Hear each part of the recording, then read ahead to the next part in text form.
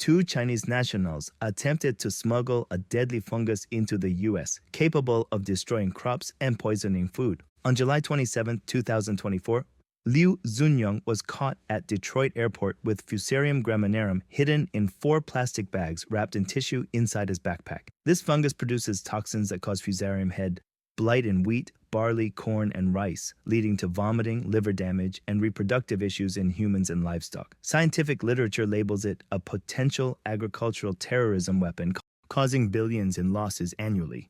If this toxin spread through the heartland, the consequences would be catastrophic. Under ideal conditions, humid, hot weather, it could wipe out 50% to 80% of crop yields. Contaminated grains become inedible and unusable for feed, causing skyrocketing prices for flour, feed, and more. This would hit livestock, corn syrup, ethanol, and other downstream industries hard. Without firing a shot, the Chinese Communist Party, CCP, could cripple U.S. agriculture, create food shortages, and force the U.S. into all sorts of compromises. Meanwhile, the CCP has been hoarding grain on a massive scale. According to the U.S. Department of Agriculture, in 2025, China and India will account for half of global rice production, with China holding nearly half the world's wheat reserves.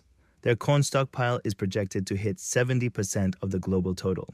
Given the CCP's habit of hiding data, their actual reserves are likely even higher. Their ambitions are clear as day. At first, Liu Zunyong claimed he didn't know what the fungus was, even suggesting someone else slipped it into his bag. Later, he admitted he was trying to smuggle Fusarium graminearum into the U.S. to continue research at his girlfriend Jian Yunking's lab at the University of Michigan. Liu is a researcher in the CCP's 100 Talents program, a subset of the 1,000 Talents program, and a doctoral supervisor at Zhejiang University's College of Agriculture and Biotechnology. His work focuses on plant immunity, fungal disease control, and plant pathogen interactions. The 100 Talents program is a CCP initiative to recruit overseas talent, especially in natural sciences and tech, to steal advanced technology for China's benefit. Our main character, Jian Yunqing, is a researcher at the University of Michigan, working in a lab not certified for biohazards. She graduated from Zhejiang University, a top-tier Chinese institution directly managed by the CCP, part of China's most politically controlled university system. According to the indictment, Jian received CCP funding and is a loyal Communist Party member. The FBI found evidence she was a committee member of the Fourth Party branch of Zhejiang University's Institute of Biotechnology. She claimed she didn't know about her boyfriend's smuggling attempt, but their 2022 WeChat messages tell a different story. Liu wrote, "I put them in my boots, a small bag, a Ziploc, really small." Jin replied, "So that's good, just keep it in the shoes." Authorities also found a 2024 work evaluation form on Jian's phone, signed in January, containing a pledge of loyalty to the CCP, support the leadership of the Chinese Communist Party, and resolutely implement the party's educational policies. Jin's lab is run by a Chinese couple, Pinghe and Libo Shan, both professors in the University of Michigan's Department of Molecular, Cellular, and Developmental Biology, leading the He Lab and Shan Lab. They also co-founded the Molecular Plant Microbe Interaction Working Groups, MPMI, supposedly to promote academic collaboration in plant microbe interactions at the molecular level. The MPMI group has 11 members besides the 2 bosses, 7 Chinese, 3 Koreans, and 1 American. Yan got his PhD from the University of Chinese Academy of Sciences in 2016. Guangchao Liu earned his PhD from the Chinese Academy of Sciences Institute of Genetics and Developmental Biology in 2022.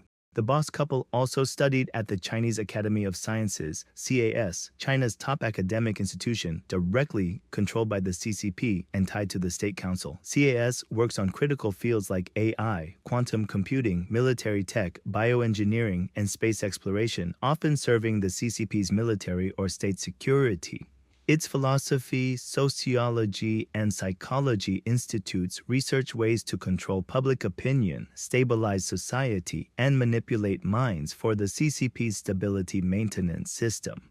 CAS researchers frequently collaborate with foreign universities and labs, acting as the CCP's overseas tech tentacles, some facing Western investigations or sanctions. Yingpeng studied at the University of Hong Kong, where the CCP and its Hong Kong and Macau Affairs Office have influenced senior leadership appointments like presidents and vice presidents, with pro-CCP figures pushing Beijing's agenda.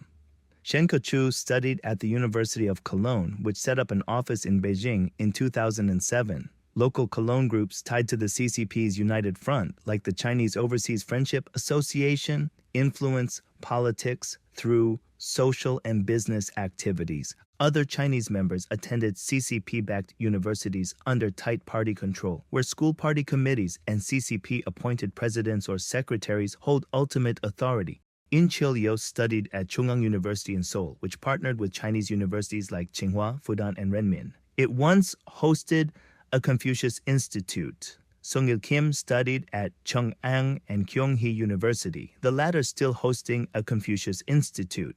Confucius Institutes aren't just language schools. Research, government reports, and internal documents show they're a key part of the CCP's efforts to push ideology, conduct united front work, and even support espionage, using academic exchanges and scholarships to lure influential figures to China or into CCP-affiliated groups. Su Jiye studied at South Korea's Kyungpook National University, which has cooperation agreements with Chinese institutions. The lone American in the group has no known CCP ties yet. Anyone with info can tip us off. Given the technical complexity, biosafety requirements, and lab compliance, it's unlikely Jian conducted her experiments alone. She was likely a team member working on specific research parts, not leading an independent project. The lab materials she used, like signaling assay kits costing $500 to $600 each, could easily run up thousands in a few experiments. Could her bosses, the professor couple, really not know? Jin made her initial court appearance in Detroit Federal Court on June 3rd, followed by a bond detention hearing on June 5th, where she requested a delay to hire a private attorney. Her bail hearing was postponed to June 13th. Liu, her boyfriend, was deported the day he was caught. If Jian chooses to testify publicly or cooperate with investigations into the CCP's research activities or accuses her superiors of giving orders, she could face serious risks of being silenced or pressured by the CCP.